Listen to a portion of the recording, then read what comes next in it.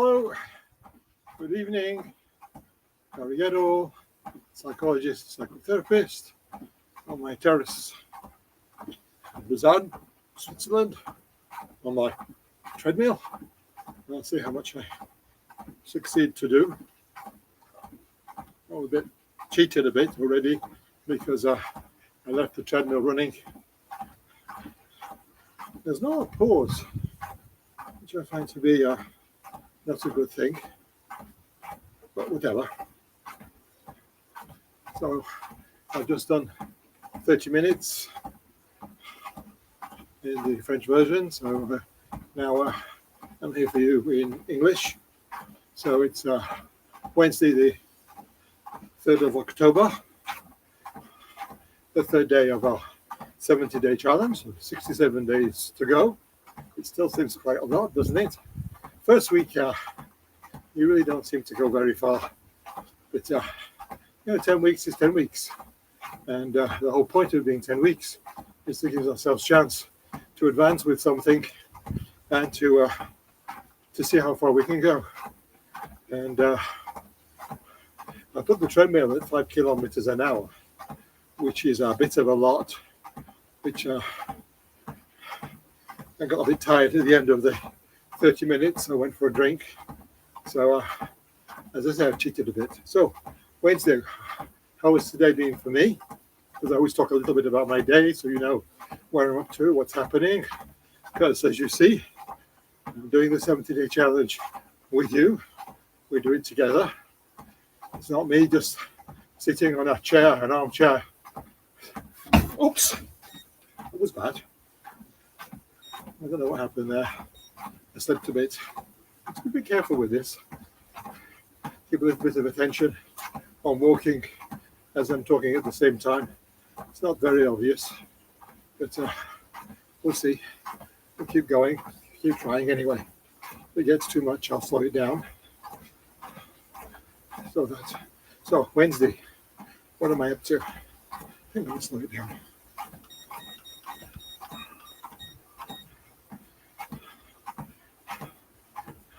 I'll slow it down to 4. I mean, there's no point in going too far too fast. I mean, the goal at the end of the 70 days is 5 kilometers in an hour. So it's a bit daft to try and get there on the third day, I would say. But anyway, just seemed like an appropriate speed to start off with. But obviously, it was too fast. And so therefore, you can see also the proof of high dream and low dream for each day. My high dream suddenly became 5 kilometers an hour, which starting to do it became proven to be not real, not realist, not possible. So I've gone down to 4 kilometers an hour for the rest of the time, the rest of the second half hour. We have another 25 minutes to go. So I know where I'm up to. So hello, good evening. Oh, I need to put the comments on so that you can say good evening to me. Tell me who you are. Tell me where you're at, because that's always interesting for everybody. Just to see what it is. Let's go back on the moving carpet. That's good. So hello there. Welcome. Another person that just joined. So today, Wednesday, it's a relatively short day for me consulting. Finished consulting at the end of the morning, went shopping, and came back. And I continued with filming my new series, which will be online at some point in the next weeks. Not straight away, because it's going to take a lot of time to edit, because I've only just filmed it. I'm going to have to edit it and make it visually interesting, which is more likely to take a huge amount of effort and time for each segment. The segments are about 35 minutes each, 45 minutes. So if you imagine what it's going to take to make it interesting visually, but we'll see. We'll see what I manage to do this weekend. That's one of the things I plan to do this weekend, is to see if I can manage to put together the first episode. I don't know, we'll give it a try. So I managed to finish filming this afternoon, early evening. Of course, it took a lot of hours. Of course, nothing worked as it was supposed to, which is life. So now I'm here. I've had something to eat. Had some roasted chicken and thighs, wings, chicken wings, and a bit of broccoli. So I'm also watching what I eat, and the yogurt. And now an hour of walking, which is going to be good somehow, I hope. So, codependency. So that's the thing for this evening. So my vision of codependency isn't quite the same as most people's vision of codependency. It's a bit specific. For me, codependency is you have one person who is what I name codependent, and the other who is dependent. The person dependent is someone that has a great deal of trouble organizing their life on a practical level. Could be financial, educational, could be just getting out of bed.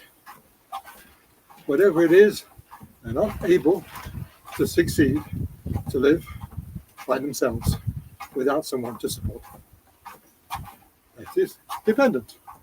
The codependent is the person that supports them being dependent. It might sound daft, it might sound negative, but that's the way it is. Because the person that is codependent usually is very competent as far as work is concerned, finance is concerned, organization of life is concerned. The greater that, but they tend to have problems with intimate relationships. People tend to find them difficult, controlling, sometimes bad mood, sometimes moods that change very quickly.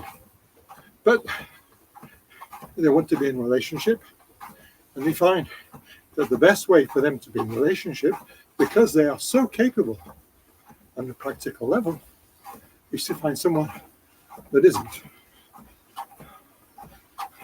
For instance, I once had a patient. She had a very good job, very, very good job.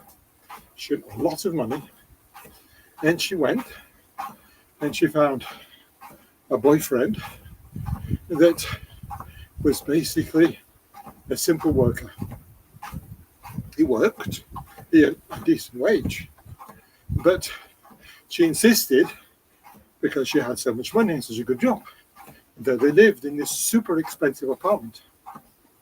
And then some sort of logic she used that he had to pay, maybe not half of all the expenses, but a large amount of half. She wants, it was about a third, it wasn't quite a half, but a third of the expenses for him was incredibly expensive. So he was always short of cash. And she would support him in things that he liked. And one of the things he wanted was a very expensive car. He dreamed of having a posh car to show off to his friends. And she supported him in having this car. She even paid the deposit as a present for him. So you can't get kinder than that. You want a nice car, and your partner pays the deposit for an expensive car. But the problem was that the monthly payments for the car and his participation for the house and him wanting and needing other things, he was always in debt. So she would lend him money. So he was more and more indebted to her. She didn't just give him the money. She said, look, for your own self-image, your own self-respect, I'm not going to give you money, but you can borrow it. Don't think she charged him interest, but she could have, knowing her. So more and more he was in debt to her. He tried to work more.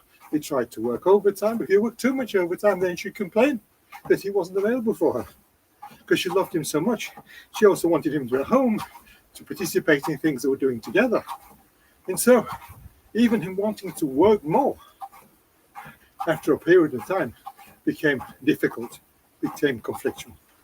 So there he was, living in this beautiful apartment, driving this beautiful car, getting more and more in debt and more depressed. And if he could complain to her, she'd say, what do you have to complain about? I'm supporting you living in this beautiful apartment. Don't you like this apartment? She was also attractive. She was also an attractive woman. But she was horrible. She was horrible because she caught him in a honey trap. She caught him in a situation that he could not get out of. And I said, why don't you leave? She says, I can't afford to leave. I owe her so much money. And I still have to pay for my car. So she had succeeded with niceness, with kindness, with supportiveness to trap him in a relationship that he just could not imagine getting out of. And that is a form of codependency. It's very perverse. It's very subtle. But he was trapped in a relationship with her, whether he wanted to stay or not, whether he loved her or hated her, whether he felt happy or the truth was he became more and more depressed. And he couldn't find a way out. And the truth of the matter is, he came to me after a suicide attempt. He came out of hospital. And it was very difficult to get him to explain clearly what the problem was, because he couldn't see it. He couldn't understand. He felt trapped, but he just couldn't understand how he got himself trapped, how he'd fallen into that, how it was his fault, because he felt it was his fault. And that is awful. That's just one situation. Of course, the situation that most people know about are enablers for alcoholics. And that is a situation that in alcohology you see every single day of the week. Somebody that enables their partner to be an alcoholic and to become more of an alcoholic and not to get out of being an alcoholic. I had at one point somebody that was in that situation, and their partner would continue to bring them beer and wine. And I thought, this person is a monster. This person is horrible. This person is terrible. This person is a devil. And that was my first approach, first attitude towards these people, until I had an enabler, a codependent, as a patient. And he came to me and he said, I don't know what to do. My wife is getting worse and worse. I think she might end up in hospital if she doesn't stop drinking. I said, oh. I said, and what have you done to help her stop drinking? He says, what do you think I can do? I said, what do you mean, what can you do? He says, if I don't bring her a couple of bottles of wine every night, she cries, she screams, she's so much in agony and in pain, and she's suffering so much. And the only pleasure she gets is a bit of wine from time to time. I said, are you certain of what you're saying? He says, of course. He says, but don't you want her to get better? He says, of course I want her to get better, but I don't know what to do. I don't know how to change the situation. Because if I don't bring her the wine, I feel guilty. I'm at fault. I'm a bad husband. And it took a long while to convince him that doing that was actually doing her harm. And he didn't know what to do. And eventually, his only solution was to separate, was to divorce. He says, he cannot go home and cope with her the way she is. She doesn't have any wine. I can't go home. So I'm going to stop going home. I'm going to separate, and she'll have to sort herself out. And that was the kindest gesture he could possibly do, to stop enabling her, to stop supporting her. Because People that are codependent are the nicest, kindest, most generous, most guilt-ridden people you will ever meet. But they're also the most dangerous. I'll give you another story, if you want. I hope so anyway, because you're here, and we're walking, and we're talking, and we're going forward. I had a parent once, and she was complaining she didn't know what to do with her daughter. And I said, well, tell me about your daughter. She said, well, she's 18 now. I said, yes, and what did she do with her life? She says, nothing. What do you mean, nothing? I said, she can't do nothing. She's doing some places. No, she does nothing. She has an apartment, and she goes on the internet and reads things and plays games, and she's very high up on some of the games that she plays, and she's very successful with that. But as far as being outside, she doesn't go out. So, well, how can she not go out? She's got an apartment. How does she pay for an apartment? Oh, we give her the money for the apartment. I said, how's that? I said, well, when she finished school, obligatory school, at 16, she said she felt that living at home was blocking her from going forward in life. And she needed to have some space that she could be herself and she could learn to be independent. I said, that's great. That's really the way it's supposed to be. So he said, well, so we looked around, and between us, we found an apartment that she liked, and then we got it for her. So, what do you mean, you got it for her? I said, well, she hadn't worked. There's no way she'd get an apartment. You can't get an apartment if you don't have a 3 month salary, etc., etc. So we're guarantors for the apartment, and we pay for it. I said, well, the social services, if she's not working, will pay for it. Well, she's too scared to go to the social services. I said, you mean she's too scared? She's too scared. She can't go to the unemployment because she's never worked, and she's too scared to go to the social services and tell them that she's got no training and she doesn't think she can do anything, and she's ashamed. So what do you do? I said, well, we pay for the apartment, and we give her some money for the bills, and my husband goes around once a week on a Saturday and he takes her food. And I said, you realize you're making her a prisoner in that apartment? She says, we're not a prisoner. She goes out anytime she wants to. I said, yes, but she doesn't feel the power to go out. She doesn't feel the energy. She doesn't feel the confidence. And there's nothing that forces her to go out. I said, well, we can't stop paying her rent. She'll be thrown out in the street. And we can't stop giving her food. She will not eat. I said, as long as you keep doing that, it's been 2 years now. If you keep doing that, then she'll never move. She'll never change. Nothing will ever happen.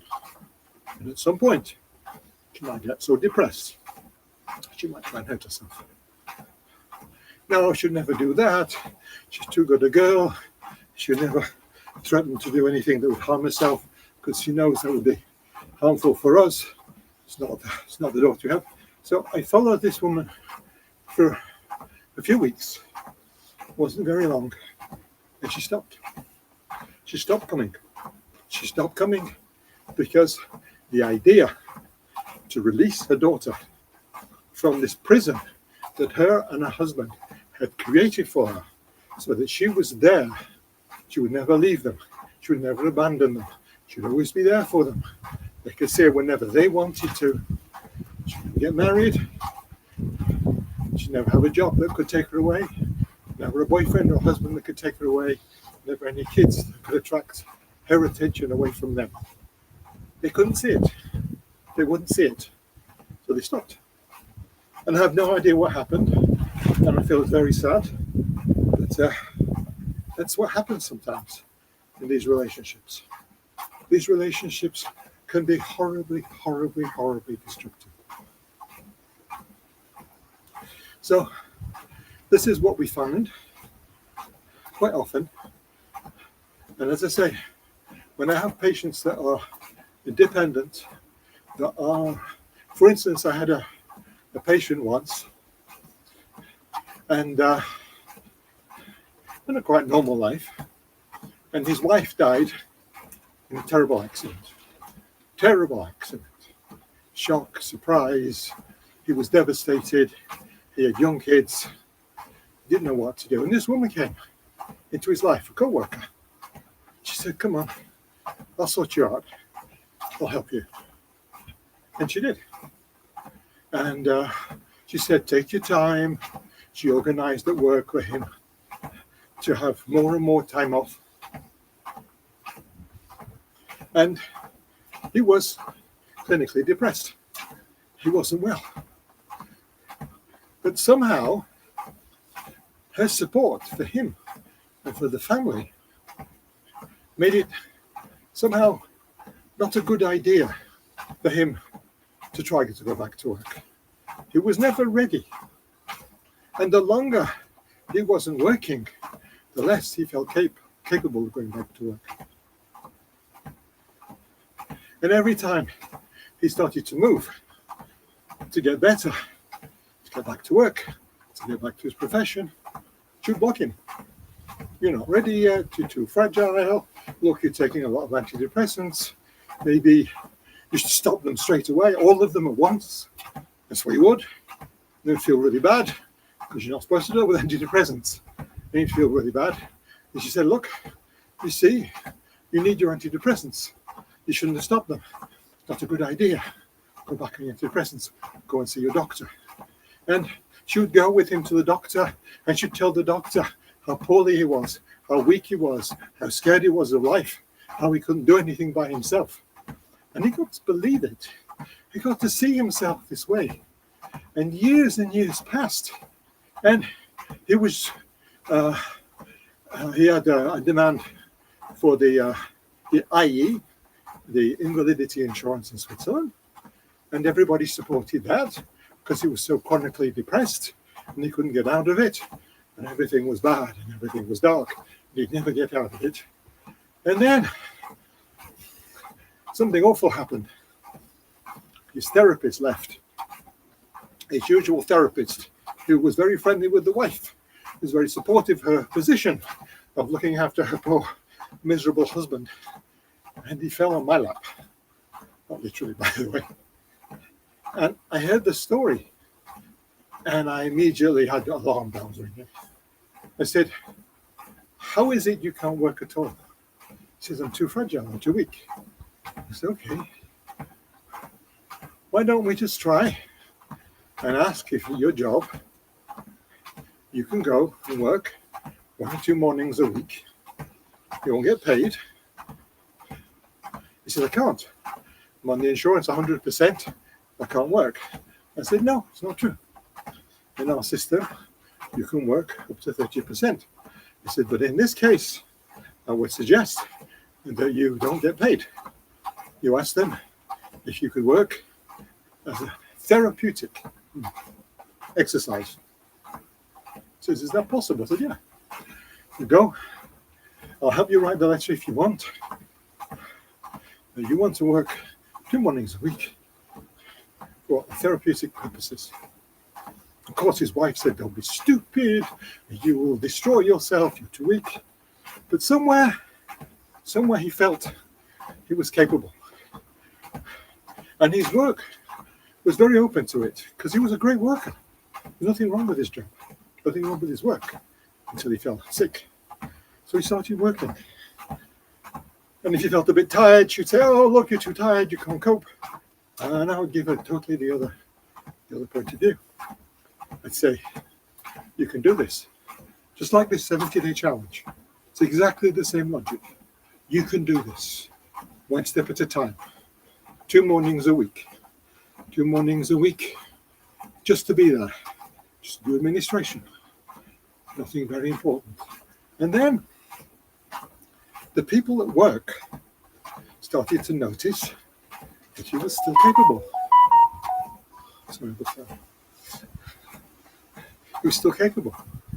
And so they asked the supervisor if they could give him a project. He started working on this project. And he forgot to go home. He just carried on working. And his wife, when he got home, complained that you've done too much, she's going to fall down a hole, is going to be so weak, so incapable. But somewhere he started to feel his own power again, his own capacity to start moving, start going forward. And so a few weeks later, and it was only a few weeks later, it was incredibly quick, I wrote a letter to the IE and said that he wishes to try and work at 50%. If they reduce the IE 50%, so we have the right to work 50%. Of course, they said yes. We'll pay less rent, less money every month. They went up against that. She was against it. Oh, poor him. You're not going to manage. You're going to fall down again. You're going to get depressed. But of course he didn't. Of course, the more he worked, the better he felt. The more his self-image improved. And I got him to reduce to nothing his antidepressants in double time. I mean, you can't just take everything off in one go. But he reduced and reduced and reduced his antidepressants very quickly. He had no more antidepressants. He wasn't any more depressed. This went on for about 3, 4, 5 months. And there was a problem. There started to be a problem at the house.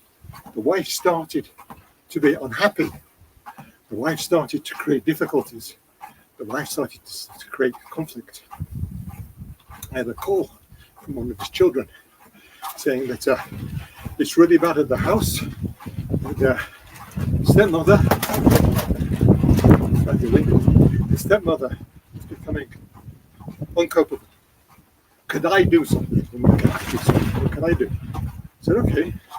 He said, let's have a family therapy. Let's invite all of you, because the kids were not so young. I think about 8, 10 and 12.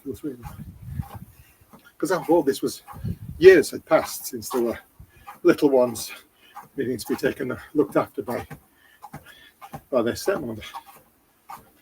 So I called for a family therapy. She wouldn't come. She refused to come. She said, we're ganging up on her. They were making her to be a bad person. And I tried. I wrote some messages. The husband, he really tried to get her to come. The kids tried to get her to come. Things degraded at the house. Eventually, they threw her out. They just threw her out. And she complained. She went to the child services, saying that the father wasn't able to look after his kids. He was too sick. He was on the IE. He was still on 50% at the time. He's not capable. And he's having a mental crisis. He's not capable of anything, and he's dangerous for the kids. And the child services, in French is SPG, Service Protection Jeunesse, got another one now, Department Général the Youth, and something like that. DGOJ, something like that. And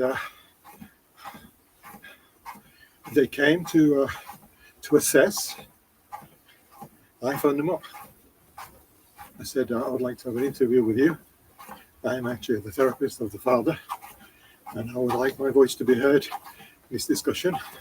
I feel that this woman that has complained to you about the father not being capable, and I think that is a very reasonable approach. I think there's a conflict there.